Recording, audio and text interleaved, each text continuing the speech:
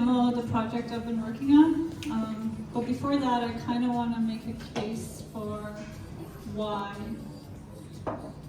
I think, people say that every century or epoch or generation is defined by like a central problem or conflict. I think like the 18th century was the time of the Enlightenment, political and philosophical ideas, the American and French Civil Wars. I think the 19th century was industrialization. The 20th century was a lot of war, conflict, and then the emergence of computing technology. I think that our 21st century will be defined by our relationship with technology, particularly with the emergence of AI now. So I think probably in 2010s, or when the iPhone really launched, we assumed that technology would confer all these positive benefits to the individual and society. And we assumed that whoever was at the helm of these things had good intentions. But from then until now, I think two things happened. One is that behavioral psychology, the field just developed. We have like a systematic approach to human behavior, almost like to a science. It's not entirely deterministic yet, but we're almost getting there. Like if anyone has looked into the science of how habits work, or, this book particular, Hooked by Nir Eyal, he talks about how to make products that are addictive. So this was one aspect. The second aspect was that these companies, unbeknownst to us, were collecting large amounts of custom data. So these were some of the scandals that happened. I'm sure most of you guys recognize, and then there's ongoing debates still to this day about, these companies collecting our data.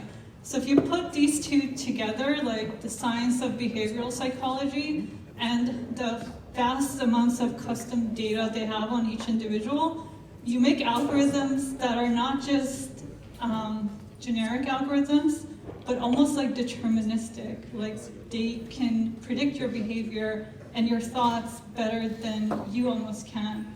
People can relate to cases of seeing ads when they talk about something and then they see it on their phone. But there's also cases now where you don't even talk about something, but you think about it and then you see an ad. Because I think these two in combination produce that.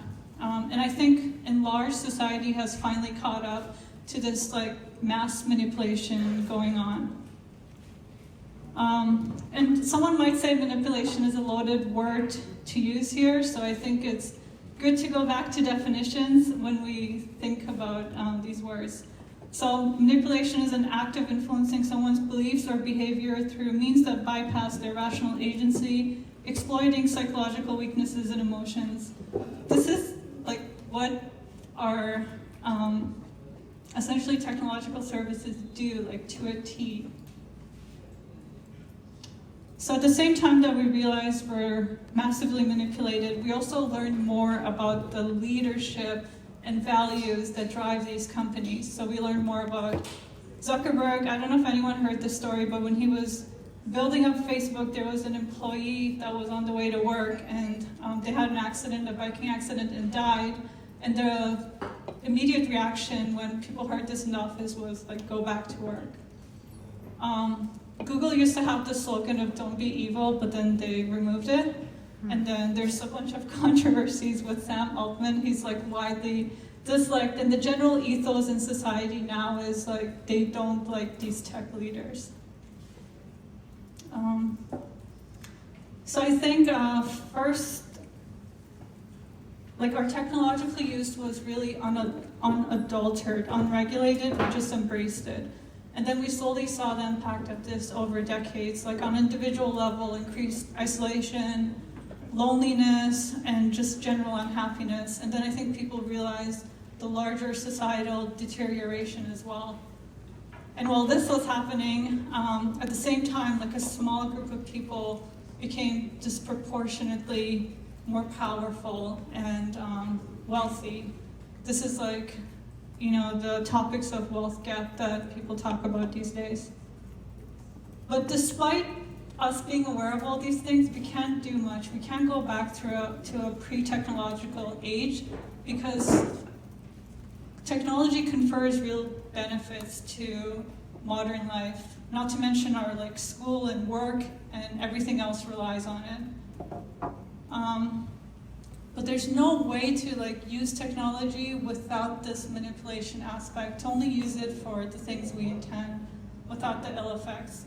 And people say, oh, well, you don't have to use your phone, right? But I'll go back to my previous points, which is that just the science of behavioral psychology is too powerful, and the vast amounts of data they have on us to just give a blanket statement of, oh, it's simply a question of willpower, I think is too narrow-sighted.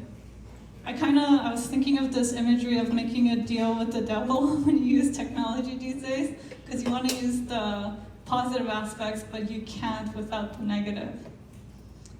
I also want to say something about human nature. I thought about this fable this morning and went viral, I think a long time ago. Has anyone else heard this? Two wolves? Crazy, Steve. No? Okay.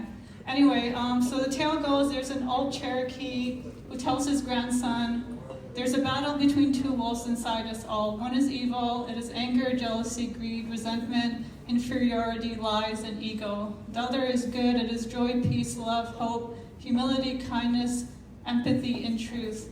The boy thinks about it and asks grandfather which wolf wins, and the old man replies, the one you feed.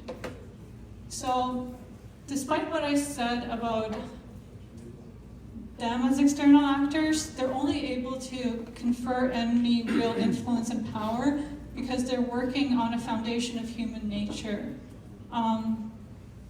They're not just manufacturing this, there's spices within us that make us susceptible, kind of like the wolf and the good and the bad wolf analogy. We also can't improve if we just see ourselves as helpless victims, and then that these guys have to get their acts together because that won't fix the problem. We have to see ourselves as also being complicit participants. So what is the solution to this? So I would argue the solution is we have to take this understanding of behavioral psychology and create new technological mediums that confer the latest benefits of technology without any of the ill effects. And to do that, it's not just about the companies and what they do, it's about us realizing our worst vices and guardrailing against it, basically. So I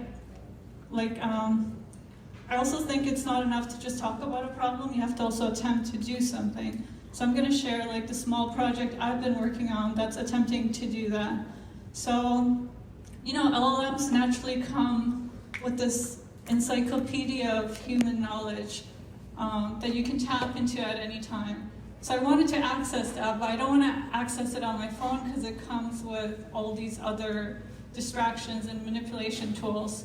So how do you get access to an LLM's knowledge base that can help me think critically, that's intuitive, easy to use, decoupled from a phone, and just does one thing, it just answers my queries. So I guess I'm going to demo what I built. So it's essentially an Apple Watch app, because an Apple Watch you can use over cellular service. You can turn off your phone, use it over Wi-Fi. You can take it anywhere, sleep in bed with it. So how it works is you don't sign up for an account or anything. It doesn't store your data. You just ask it a question. What year was William Shakespeare born? And it will... William Shakespeare was born in 1564. Okay, I don't know if you heard that. But basically, I use this all the time, when I'm in bed and I'm reading like Shakespeare, which is hard to read, and if I try to use my phone, then I'll do something that is much more comforting than trying to think critically. But when I lay in bed, I just like press the button and I like say, what does this line in Old English mean in plain English, and then it answers it. So that's the demo.